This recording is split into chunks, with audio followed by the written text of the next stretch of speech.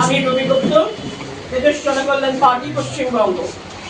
নতুন রাজনৈতিক দল, পুরোপুরি ইলেকশন কমিশন অফ ইন্ডিয়া, জাতীয় নির্বাচন কমিশন দ্বারা নিবন্ধিত, এবং বর্তমানে বাংলার বলা যেতে পারে একমাত্র 16 আনা বাঙালি।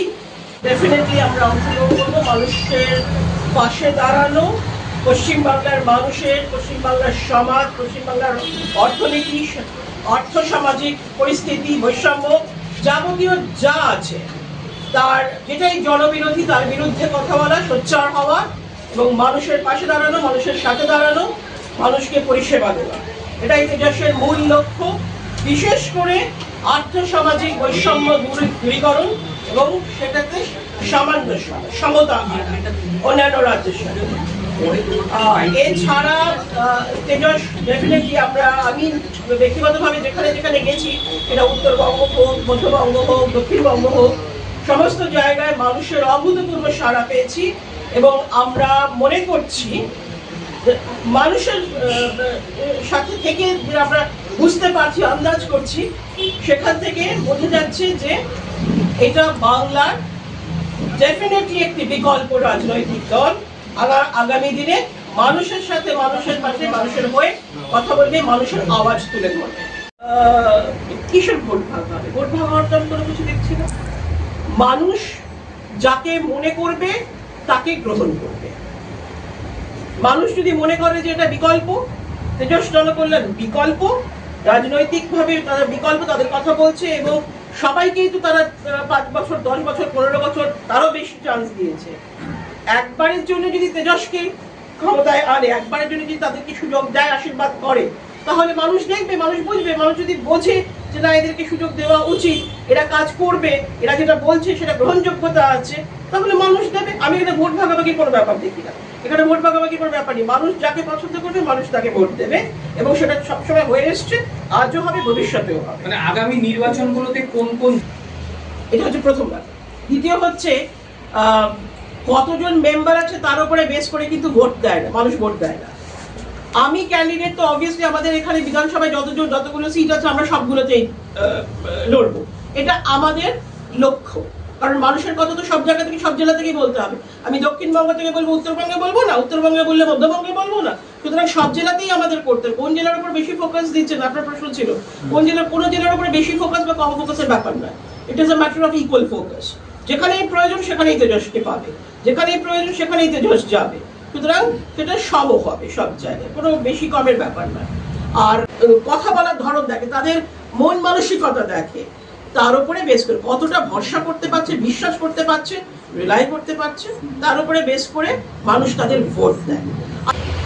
একটা হচ্ছে কাজকর্ম নিয়ে idle brain is devil's workshop, আর একটা হচ্ছে হ্যাবিচুয়াল অফেন্ডার্স। এই দুটোর মধ্যে যে কোনো একটা, এখানে দুটোই আছে। আপনি আর্যিকর বলুন বা যে ধরনের অপরাধী বলুন না কেন পশ্চিমবাংলায়, সেখানে এই দুটো অ্যাঙ্গেলই আছে। পকেটে পয়সা নিয়ে বেকার সারাদিন, আমি বললাম না, চাহিদা আছে, ব্যক্তিগত চাহিদা, পারিবারিক, সামাজিক সব চাহিদা আছে, পকেটে টাকা নেই। আপনি একটা চুরি মারলে পরে আপনাকে এত টাকা দেওয়া হবে, আপনি একটা এই ধরনের অপরাধ করলে আপনাকে এই টাকা, এখন তো ধার্য করে দেওয়া হয়েছে, বোম মারলে এইভাবে, পাথর মারলে এইভাবে। সুতরাং যারা এই ধরনের যুব সমাজ রয়েছে, যারা পারছে বাইরে চলে যাচ্ছে, যারা পারছে না তারা এইভাবে টাকা রোজগার করতে পারে। টাকা তো রোজগার করতে হবে, মানে এত হঠাৎ করে তো মাস্তানি বেড়ে গেছে, এত অপরাধ বেড়ে গেছে। সব জায়গায় দেখুন না, সেটা কি প্রমোটারি রাজ থেকে শুরু করে যাবতীয় যে কোনো গ্রাম বাংলায় প্রান্তিক জায়গায় আরো বেশি করে হচ্ছে, আর তার আজ শহরে করছে। মানে এটা তো রয়েছে, মানুষের টাকা রোজগার করতে হবে, সব পথে টাকা রোজগার করার উপায় নেই। চাকরি বাকরি নেই, নকরি নেই, ব্যবসা নেই, রোজগারটা করবে কোথা থেকে? যেখান থেকে টাকা পাবে সেখানে রোজগার করবে। এটা গেল একটা ব্যাপার। আর একটা থাকে হ্যাবিচুয়াল অফেন্ডার্স, সেটারও একটা কোনো না কোনো ভাবে লিঙ্ক থাকে। হ্যাবিচুয়াল অফেন্ডার্স এই ধরনের একটা সাংঘাতিক, মানে অপরিকল্পনীয়, অকথ্য এই ধরনের অপরাধ তারাই করতে পারে যারা মানসিক প্রকৃতস্থ নয়, বিকারগ্রস্ত। সুতরাং তারা বিভিন্নভাবে নেশাগ্রস্ত থাকে, এই নেশাগ্রস্ত থেকে তাদেরকে এই ধরনের কাজ করিয়ে নেওয়া হয় বিভিন্নভাবে। সুতরাং কিভাবে, কেন নেশাগ্রস্ত হয় ওটা, সেটাও আবার এইভাবেই কানেক্টেড। পকেটে নেই পয়সা, কোনোভাবে রোজগারের পথ নেই, ওই নেশাগ্রস্ত ভাবে থেকে যায়, যাতে করে এই সমস্ত মাথায় না আসে।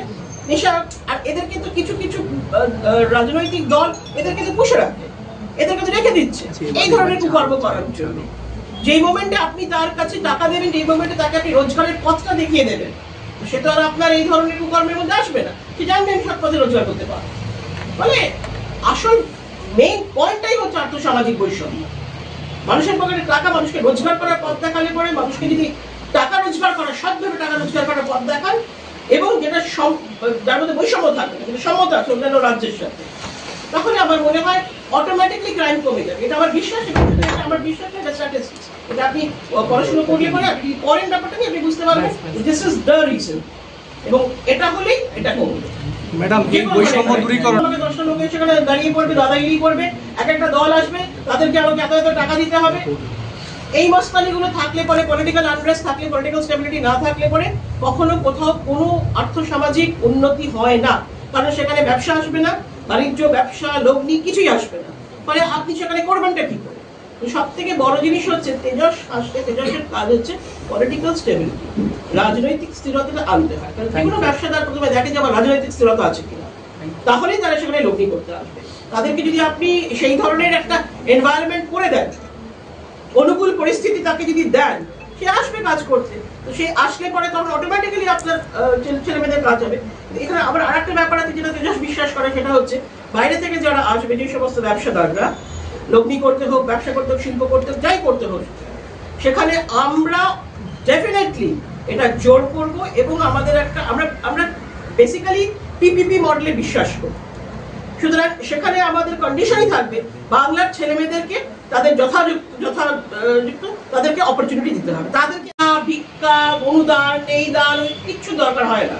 আপনি নিজের বাড়ি তৈরি করতে পারবেন, আপনি নিজেই যেতে পারবেন, নিজেই ব্যবসা তৈরি করতে পারবেন। ফলে এটা ভেরি ইম্পর্টেন্ট যে বাংলার সাধারণ মানুষের হাতে টাকা থাকে, তার ব্যাংক ব্যালেন্স থাকে, তার পকেটে টাকা থাকে, এটা খুব দরকার। সুতরাং এটা তো আর নিশ্চয়ই একটা ইকোনমিক রোল ছাড়া তো হবে না। সুতরাং এই জিনিসটা নিয়ে আমরা সোচ্চার হব, কারণ আমি চাই বাংলার প্রত্যেকটি মানুষ অর্থ উপার্জন করুক। যে অর্থ উপার্জন করলে তারা একটি সুন্দর, সুষ্ঠু, নিরাপদ, সুরক্ষিত জীবনযাপন করতে পারবে। বাইরে যাওয়ার দরকার হবে না, লক্ষ লক্ষ পরিযায়ী হওয়ার প্রয়োজন হবে না। সেই রকম অর্থ তারা উপার্জন করুক, এবং সেই ক্যাপাসিটি বাংলার মানুষ সর্বগুণ সম্পন্ন। বাংলার আমাদের এখানে সব রকম ইনফ্রাস্ট্রাকচার আছে, যা দরকার। আমাদের এখানে প্রাকৃতিক সম্পদ আছে, যে ইনফ্রাস্ট্রাকচার গুলো হয়নি, যেগুলো হলে পরে আমাদের আরো বেশি করে শিল্প বা অন্যান্য জিনিস, অন্যান্য ব্যবসা বাণিজ্য লোক নিয়ে আসতে পারে, সেগুলো তৈরি করা দরকার। তাহলে আমরা এগুলো মোর ইম্পর্টেন্ট, এগুলো নিয়ে আমরা সোচ্চার হব। আমি এই নিয়ে আওয়াজ ওঠাবো, আমি এই নিয়ে কমিশনের কাছে যাব, যাতে করে আমরা মনে করি যে যশে যদি অন্য রাজ্য থেকে গণনার সময় নিয়ে আসতে পারে মানুষ, তাহলে পরে অনেক বেশি স্বচ্ছতা থাকে সেখানে। কারণ এখানে যাদেরকে দিয়ে গণনা করা হয়, তাদের মধ্যে অনেক সময় অনেককে ইনফ্লুয়েন্স করা যেতে পারে, এবং হয়তো করা হয়। সেজন্য আমাদের ধারণা যে গণনা কেন্দ্রে যা মানে যে সমস্ত প্রবলেম বা যে সমস্ত এধারোধারগুলো হয় বা হওয়াতে যেতে পারে, এরকম ধরনের প্রবাবিলিটিস, আমি বলছি পসিবিলিটিস এর প্রবাবিলিটিস, এগুলো কিন্তু ওই গণনা কেন্দ্রেই হয়। মানুষের ভোট কেন্দ্রে আজকাল হয় না অতটা। সুতরাং এই প্রসঙ্গে আমি ভালো একটা প্রাসঙ্গিক বলে রাখলাম, এবং এই নিয়ে আমি সোচ্চার হব। আমরা নির্বাচন কমিশনের কাছে যাব, এবং আমরা আমাদের আর্জি জানাবো যে যদি সেখানে বাংলার মানুষকে না দিয়ে যদি বাইরে থেকে আমরা আনতে পারি গণনার জন্য, তাহলে আমার মনে হয় এটার রেজাল্ট অনেক পরিবর্তন হয়ে যাবে। মানুষের কাছে পৌঁছানোর জন্য কি বিশেষ কোনো পরিকল্পনা নিচ্ছেন আপনারা? মানুষ এমনিতেই গ্রহণ করছে। বাংলার মানুষের এখন যা অবস্থা, তারা দেখুন, যে তৃষ্ণার্ত তার কাছে জল নিয়ে যেতে হয় না, সে নিজের তাগিদেই জল খুঁজে নেয়। সুতরাং বাংলার মানুষ নিজেদের তাগিদেই এখন তেজসকে গ্রহণ করে নিচ্ছে। তারা বিকল্প চাইছিল অনেক দিন ধরে। কোন জেলায়, মানে গ্রহণযোগ্যতা যে কোন জায়গায়? সারা পশ্চিমবাংলা, কোন জেলা ভিত্তিক না। জেলা ভিত্তিক বলে আলাদা করবেন না, আমরা পশ্চিমবাংলাকে একটা এন্টিটি হিসেবে দেখি, কোন জেলা হিসেবে বটেই, কিন্তু জেলা তো বটেই, আছে তো বটেই, থাকতে পারে, বাট আমরা সংগঠন যদি না জেলায় আপনার কি আছে ডিটেইলটা বললে আমাদের আলাদা জিনিস, সেইটা সংগঠন আলাদা জিনিস, আর জেলার অ্যাকসেপ্টেবিলিটি বা গ্রহণযোগ্যতাটা আলাদা জিনিস।